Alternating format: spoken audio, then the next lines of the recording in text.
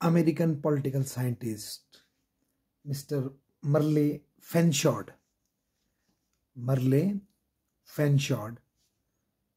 Bureaucracies का classification करते हैं और उनका ये क्लासिफिकेशन 5 वर्गों में है। और इसको क्लासिफाई करने के लिए वो ब्यूरोक्रेसी और जो पॉलिटिकल एजेंसी है किसी पॉलिटिकल सिस्टम की, उनके रिलेशनशिप को बेस बनाते हैं। तो मर्ले फेनशॉर्ड के अनुसार 5 प्रकार की ब्यूरोक्रेसीज दुनिया में पाई जाती हैं। पहली है रिप्रेजेंटेटिव ब्यूरोक्रेसीज। रिप्रेजेंटेटिव ब्यूरोक्रेसी या जिसको हम उत्तरदायी लोकतांत्रिक सरकारों में ये पाई जाती है, क्योंकि वो जो ब्यूरोक्रेसी रूल कर रही होती है, रूल को फॉर्मुलेट और इम्प्लीमेंट कर रही होती है, वो बेसिकली एक पॉलिटिकल प्रोसेस से सत्ता में आए हुए जो ग्रुप होता है, पार्टी होती है, उसकी कंसेंसस के बेस पर रूल फॉर्मुलेशन एप्लीकेशन का कार्य निभाती है।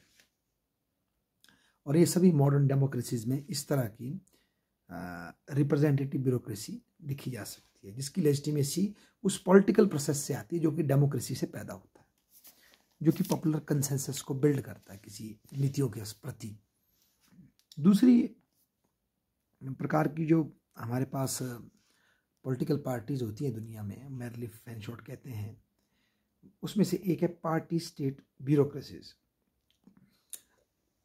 पार्टी स्टेट ब्यूरोक्रेसीज, जैसे नाम से ही प्रतीत हो रहा है, ये एक सिंगल पार्टी के द्वारा कैप्चर्ड स्टेट की कहानी बताती है, जिसमें कि पार्टी स्टेट की ब्यूरोक्रेसी होती है। मतलब स्टेट ही एक पार्टी का होता है। जैसे चाइना में कम्युनिस्ट पार्टी का एक स्टेट है, जिस पर कम्युनिस्ट पार्टी का संवैधानिक रूप से भी आधिपत्य है।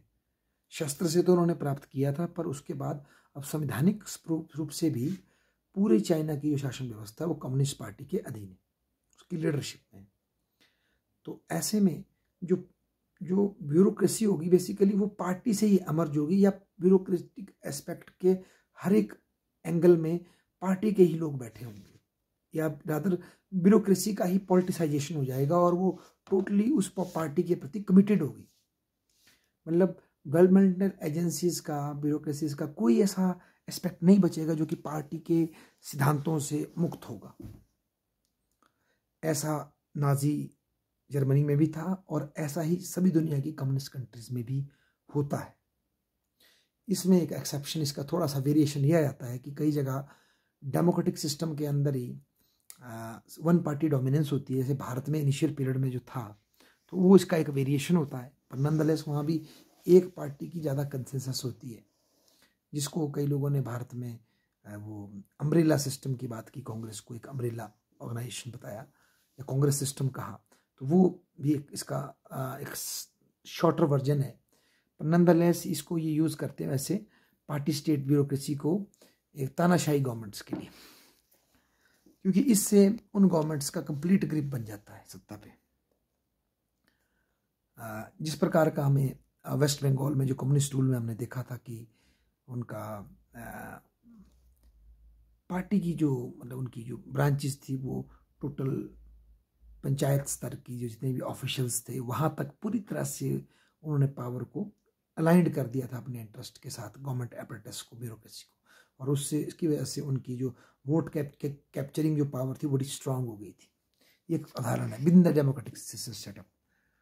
अच्छा, मिलिट्री डोमिनेटेड ब्यूरोक्रेसी, ये तो दुनिया भर में मिलती है, जहाँ भी तानाशाही पाई जा रही है आधुनिक समय में। पाकिस्तान में हमने देखा है और भी कई देशों में, अफ्रीका के कई देशों में, जहाँ मिलिट्री जुंटा या मिलिट्री की जो टॉप लीडरशिप है वो बेसिकली ब्यूरोक्रेसी को अपने अधीन लेती है और उसकी गाइडेंस में ब्यूरोक्रेसी डेवलपमेंटल काम को या प्रशासन के जो कार्य हैं उनको परफॉर्म करती है। ये तीसरा प्रकार है। चौथा प्रकार है रूलर डोमिनेटेड ब्यूरोक्रेसीज। कुछ इस तरह की ब्यूरोक्रेसीज होती है जिनमें कि जो एक पूरी फैमिली, जैसे कि हम आजकल जो ये यूएई टाइप जो गवर्नमेंट्स हम देख सकते हैं, जहाँ शेखों की पूरी फैमिली मतलब रूल करती है, और उनके अंडर में उनके पर्सनल स्टाफ के रूप में जो है ब्यूरोक्रेसी, मॉडर्न ब्यूरोक्रेसी गवर्न करती है। जैसे कि फॉर एग्जांपल सऊदी किंग जो आजकल MBBS हैं, MBS हैं, उनको देखें तो उनकी जो ब्यूरोक्रेसी वो उनके परिवार की और उनकी जो एक मतलब गाइडेंस है एज ए रूलर, उसको इम्प्लीमेंट करने का प्रयास करती है। ये इसका एक उदाहरण है। उसके पश्चात रूलिंग ब्यूरोक्रेसीज, इसके उदाहरण के लिए फेंशोर्ड हमें, जैसे ब्रिटिश पीरियड में जो ICS भारत को गवर्न करते थे विदाउट किसी पॉलिटिकल एलिट के, तो वो इसका बेस्ट एग्जांपल है, जहाँ ब्यूरोक्रेटिक एलिट ही स्वयं ही शासक बन करके अपने रैशनल बेसिस पे किसी इलाके को गवर्न करता है। और अक्सर ये कॉलोनियल टाइम में इसको बहुत ज़्यादा देखा गया। आज के दौर में थोड़ा इसकी व्याप्ति थोड़ी कम हो सकती है। तो ये हाँ, इसको आज के दौर में रूलिंग ब्यूरोक्रेसीज को हम मल्टीनेशनल कॉरपोरेशंस में इसको हम थोड़ा उसके कॉन्टेक्स्ट में, बड़ी बड़ी कंपनीज के कॉन्टेक्स्ट में हम इसको देख भी सकते हैं। वैसे जो CEOs होते हैं या इस तरह के उसकी जो मेन गवर्निंग बॉडी होती है, वो फिर उसकी कंपनी के रूल्स को, उसके एक्शंस को फॉर्मुलेट करती है। तो इसका उदाहरण मिल सकता है। नंदलेस मर्ली फेंशोर्ड का जो ये 5 श्रेणीय ब्यूरोक्रेसी का जो वर्गीकरण है, जो कि ब्यूरोक्रेसी और पॉलिटिकल सिस्टम के मेल पर आधारित है, संबंधों पर आधारित है, बहुत ही अच्छी एक अंडरस्टैंडिंग हमें देता है, जिससे कि हम कंपैरेटिव पॉलिटिक्स में ब्यूरोक्रेसी के विभिन्न स्वरूपों को एक कैटेगराइज करके उसको अंडरस्टैंड कर सकते हैं, कंपेयर कर सकते हैं। Thank you.